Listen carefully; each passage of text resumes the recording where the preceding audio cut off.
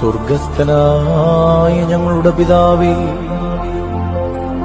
നിന്റെ തിരുനാമം പരിശുദ്ധമാക്കപ്പെടണമേ.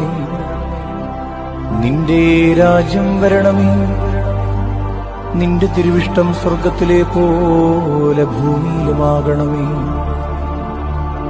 ഞങ്ങൾക്കാവശ്യമുള്ള അപ്പം ഇന്ന് ഞങ്ങൾക്ക് തരണമേ. ഞങ്ങളുടെ കടക്കാരോട് ഞങ്ങൾ ക്ഷമിച്ചതുപോലെ ഞങ്ങളുടെ കടങ്ങളും പാപങ്ങളും ഞങ്ങളോട് ക്ഷമിക്കണമേ. പരീക്ഷയിലേക്ക് ഞങ്ങളെ പ്രവേശിപ്പിക്കരുതേ, പിന്നെയോ ദുഷ്ടനിൽ നിന്ന് ഞങ്ങളെ രക്ഷിച്ചുകൊള്ളണമേ. എന്തുകൊണ്ടെന്നാൽ രാജ്യവും ശക്തിയും മഹത്വവും എന്നേക്കും നിനക്കുള്ളതാകുന്നു. ആമേൻ.